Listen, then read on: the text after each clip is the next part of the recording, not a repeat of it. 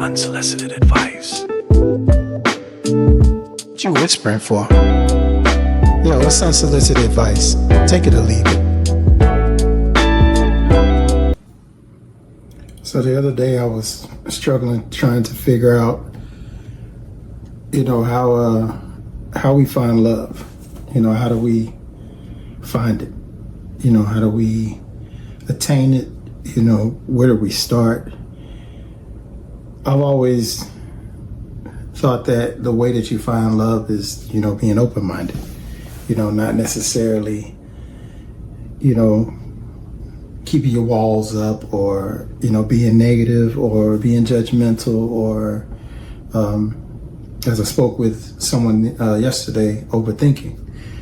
She brought up a good point about the overthinking. When you go through stuff, that's the first thing that you do. You'll meet somebody and you like them, but you start going through whatever scenario you've been through before. It's like, okay, when's the bomb going to drop? When are they going to do something that I don't like? Or when are they going to do something that's going to be a red flag? So the best way to find love is just be open-minded. You never want to get to a point where you don't take chances. That's what love is about. Love is about taking chances. I mean, think about it. Anytime somebody just yells out, "I love you" to someone, that's the first thing they do. They kind of freeze up, or it's like, oh, am I ready for that yet? And that person is always waiting for you to say it back. And you have rare moments where people actually say it back immediately. That's when you know that there's love. So, finding love is one thing. How do you keep love? For one, you have to be consistent. I try not to treat anything like a job, other than a job. But sometimes it's a job, you have to be consistent.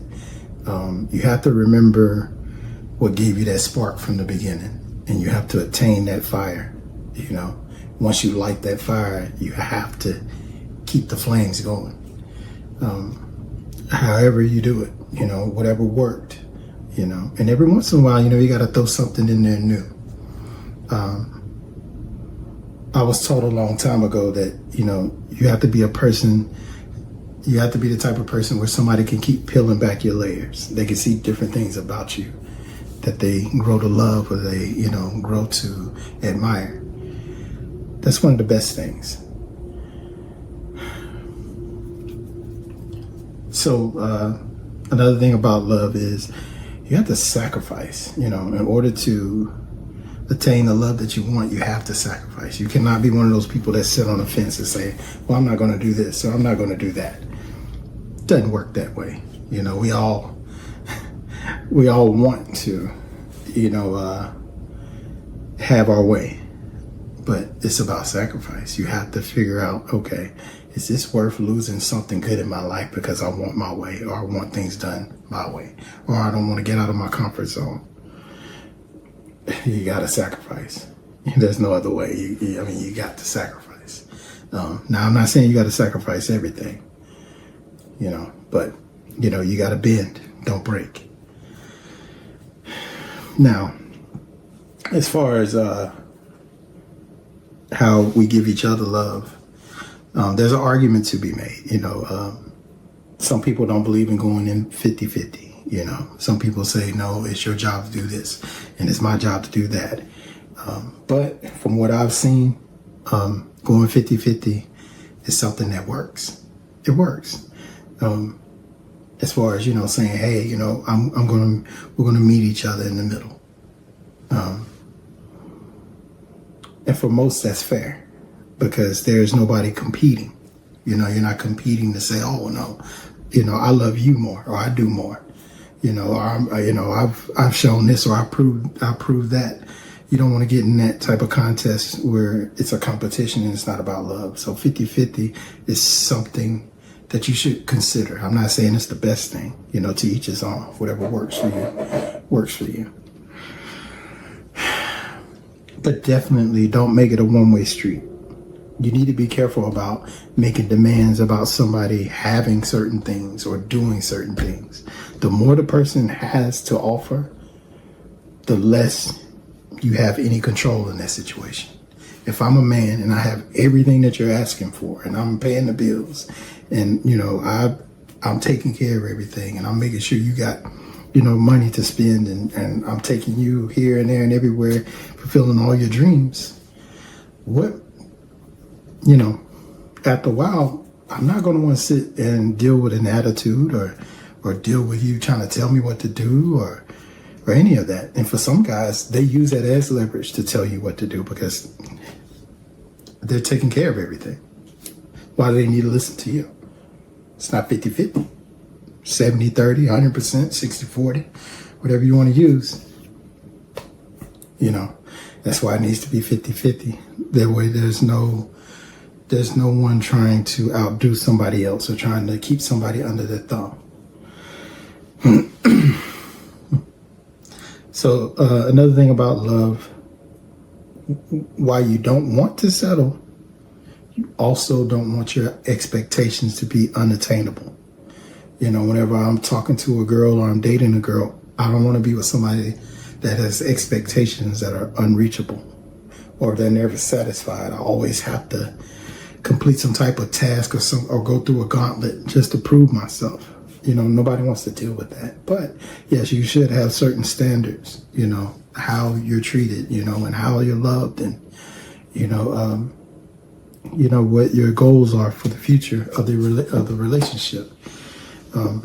So yes, but you do need to get to a point to where you're settled and you're content. I know those are nasty words to some people. Some people don't like that, but let's be honest. That's what it's about. You want to be at a point of content. Me as a man, I'm content with the simple things in life. I don't need, a bunch of stuff. I don't need a bunch of stuff. I don't need a whole lot to prove who I am or what makes me happy. Food, watching the game, simple stuff like that. I'm good. Life is already hard. I got to go out here every day. When I leave the door and go out to work or anything of that such, I have to prove every day that I'm a man. And, if I'm happy with just coming home to a hot meal and, watching the game and just being with my woman and talking about our day, to some, that's settling. That's being content. I'm happy with that, because I know at the end of the day, I'm doing this for something. I'm busting my ass and proving myself in the world to come home to someone that loves me. And I'm content with that. I don't need you to prove anything. I just need you to be there when I get home. That's it. So, this one probably will piss a lot of people off. But love is real. Love is not a fantasy. Love is real. So sometimes, we as people, we get caught up in a fantasy world. We want to live this fairy tale life that's non-existent. It's real out here. You shouldn't be trying to say, oh, well, I want a man to take me on a whirlwind trip and this and that. No. You want real love. You want to know that a man pays his bills consistently. You want to know that a man knows how to take care of his home and take care of his family. You need to be looking for things like that so you can build, so y'all can both build together and be together. You need to be looking for realistic stuff like that. If you're a church-going person, is he God-fearing? Is she God-fearing? Does she know how to do, the simple things in life that we were raised on? You need to be looking for things like that. You shouldn't be looking for some guy that's making 7 or 8 figures just yet. If you don't have yourself in check, you shouldn't be looking for some woman that has herself together if you're not together. Sometimes you need to wait until you have your faculties, till you have everything organized and in place. You know, but like I said, love is not a fantasy. Love is reality. Love is definitely reality. And some people just live in fantasy worlds. You know, I'm not gonna do anything until I get what I want. Okay. You know, I'm gonna wait until God sends me what he has for me. Yeah, okay. While you waiting, somebody else is gonna get that blessing. You gotta go out here and be willing to get what it is that you want out of life. So as far as, you know, going out and getting, you should definitely be patient with love. Do not be impatient with love. The more that you're patient about love, the more it will flow and be more natural. Anytime you force love or say, oh, well, you know, what are we? You know, it's been a month. What are we? Are we together? Do you love me? You know, when are we gonna have kids? When are we gonna get married? You know, how come we haven't been on a vacation? You know, whatever it is that makes you impatient about love, you got to be careful about that. I mean, definitely got to be careful about it. You can't sit here and assume that if you push something, you'll get what you want. More than likely, you're just going to get pushed back. Love is patient. You know, you have to be patient with love. It takes time. Don't rush it. Just because something feels good does not mean, oh, this is love. No, sometimes it's lust. Sometimes it's just a good time. You know, you'll know when love is love because it'll be genuine and real. And you have practiced patience. You weren't impatient. You know, sometimes it works that way. You know, and sometimes when we're impatient, we think that we should go outside of our culture or try different things. Now, for me personally, I don't care. Love is love. If you want to date somebody outside of your race, you know, outside of your religious beliefs, whatever it is, you don't know. That's the best thing about love. You don't know who it's going to be. It just happens. You just meet somebody and all of a sudden you can't think about them. You can't stop thinking about them. You can't stop loving them. You know, you can't stop wanting to be with them. And you don't know, black, white, Asian, Latino, Australian, Antarctic, whatever, African, whatever. You know, you don't know what continent they're going to come from. So sometimes you have to be open-minded. You can't worry about what other people think, you know. Love who loves you. Definitely love who loves you. But I know a lot of people, you know, they frown upon stuff like that. And those type of people have what I call a deal breaker list. They have a long list of deal breakers. And to be honest, that's what's going to keep you from finding love. That goes back to sacrifice. You know, stop trying to build the perfect person because it doesn't exist. Stop trying to find the perfect man or woman. It does not exist. But what does exist is companionship and partnership. Sometimes you need to go for somebody that can accentuate your flaws, meaning somebody that can pick up what you can't do, whereas you can do what they can. And you match. Like opposites attract. Opposites attract. You know, it's funny how people want to have all this long list. Oh, you know, I gotta have this, I gotta have that. They better not do this, they better not do that. And by the time you look at it, it's like, it's not much left, you know? There's not a whole lot left. But you gotta be open-minded. You know, you got to be willing to love who loves you. You have to be willing to accept people for who they are. Because sometimes accepting someone for who they are means that you're gonna get the best of them because they're happy. You know, because you're letting them be them. They're happy and they're reciprocating the same love back to you and allowing you to be you. You know, they might not be the tallest or the prettiest or, you know, in shape or the perfect job or a whole bunch of money, whatever you want to say, yada yada. But let's be honest, who needs all that? You know, at the end of the day, do you wash your ass? I said it, you know, sometimes it needs to be like that. You know, do you wash your ass? Do you know how to cook? Do you know how to take care of things a man should take care of? You know, do you know how to take care of kids? Do you even like kids? Things like that. You know, those should be your deal breakers. You know, are you abusive? You know, have you ever been abusive? You know, are you a deadbeat? You know, are you a gold digger? You know, more important things that are deal breakers I get. But little petty stuff like, oh, well, I seen that your shoes were dirty. Okay. Or, well, I see that she got 2 or 3 kids. Who don't? I mean, that's reality now. It does not mean that she's not a good woman.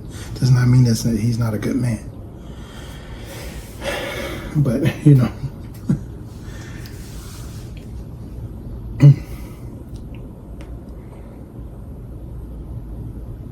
you know, I thought about what I just said, you know, and, you know, it bothers me, it stings me sometimes because it gets me real pissed off when I see people make excuses for not wanting to be with somebody or not giving someone a chance. Like it is just the worst. You know, some of the stuff that you hear people come up with, you're looking at them like you're willing to sacrifice your happiness because of something so small and insignificant. Like, you know, nothing.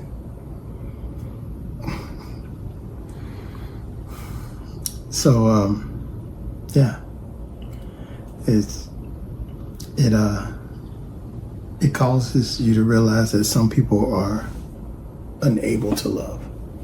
Those type of people are unable to love. Anybody that has a bunch of deal breakers or excuses are unable to love. They will never love you properly because they don't know what they want and they're never satisfied, and more than likely they're never happy. So they're not going to want to see you happy. They're not going to want to see that you're, you know, definitive in what you want. They're going to look at you like, well, oh, you know, you think you're better. Oh, you know, you must think I'm just the worst. You know, some people are just unable to love, and that's okay. You know, that's a whole nother journey that some people have to go on. And there's nothing wrong with you continuing being friends, or, you know, maybe you could give them a chance. You know, maybe you can show them how to love and they can eventually learn how to love. But, you know, that's a whole nother journey.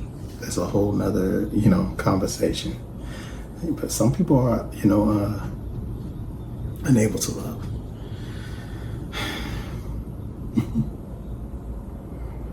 And speaking of that,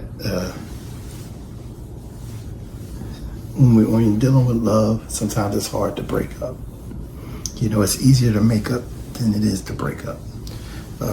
One of the main reasons why it's hard to break up is if you invested time and money.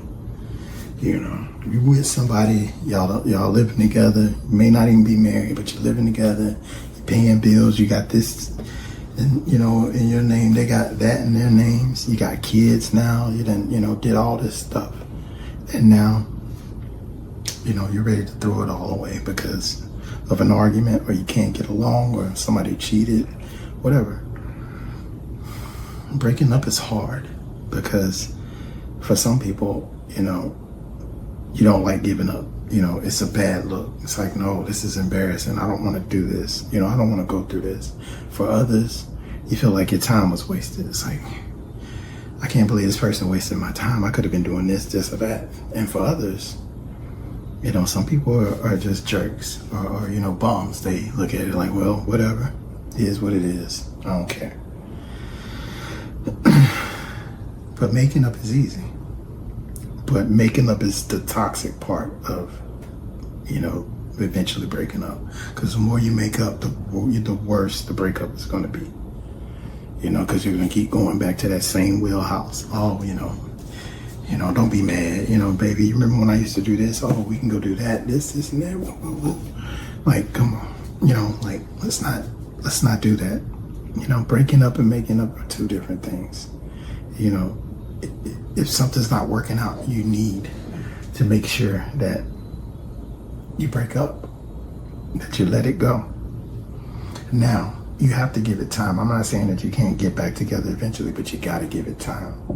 You need to see what went wrong, and then, if you can work it out, then, maybe there's a chance down the road, but you should definitely take your time.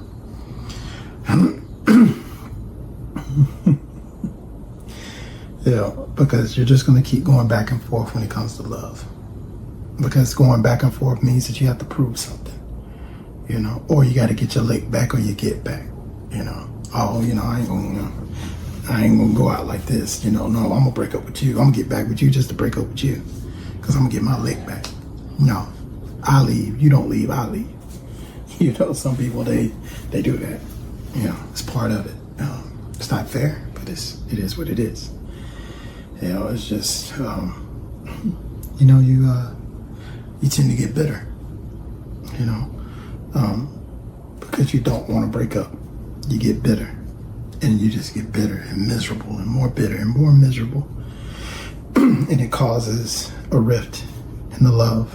It causes a rift in the relationship, in the marriage, whatever you're going through, because, you won't put the dead horse down. You won't put the dying horse down. It's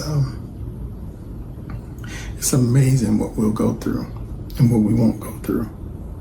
We'll go through all the heartaches and pains of a relationship, but we damn sure ain't gonna let somebody mess our order up.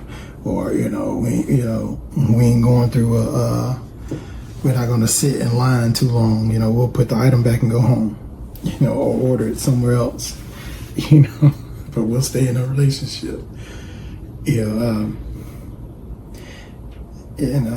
Usually that causes people to, as they say, spin the block. Sometimes you just want that old thing back, or that old feeling. Sade said it best. Nothing's as good as the first time. So that feeling that you're searching for, it's either lust or the first time. You just want that spark. So sometimes you go back and say, you know what, I miss that. I miss cuddling up. I miss the sex. I miss the conversations, whatever it is. But when you go back, it's just not the same. You can't capture lightning in a bottle. Sometimes moments are moments, and you can't replicate it. So spinning the block just makes things worse. It just muddies the water, and you got to keep it clear. You got to keep a clear head.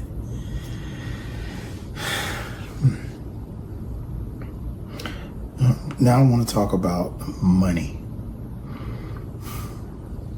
Money is the root of all evil. Money, to some, is everything. But I've always said that love only gets you so far before money has to kick in. And the reason why I say that is because, you can't live off of love. You can love somebody to death, but if your finances aren't right and you can't pay your bills, or you can't afford to take who you with out on a nice night out, then you might want to wait. You might want to wait before you look for love. Like I said, money ain't everything. But it's a hell of a Band-Aid. It's a hell of a down payment. It's a start. I'm not for gold digging or using women or whatever. But you have to make sure that you're in a stable financial place if you're gonna start trying to court or go on dates or start a relationship, because the whole idea is to go and enjoy life with this person. And there's only so much free shit out there before it starts getting boring and you gotta pay.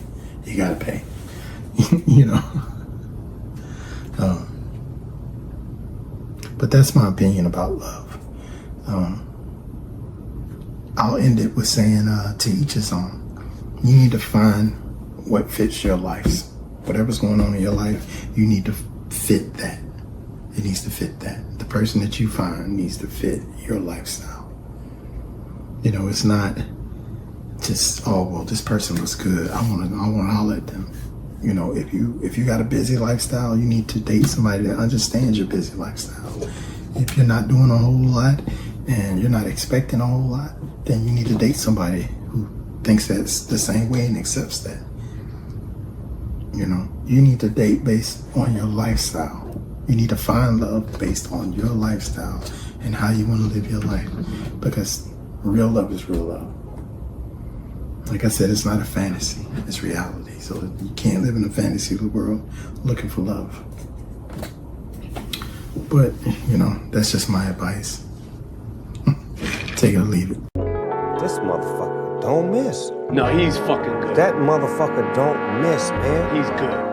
In the heat of battle, he don't miss. No. In the heat of controversy, he don't miss. No.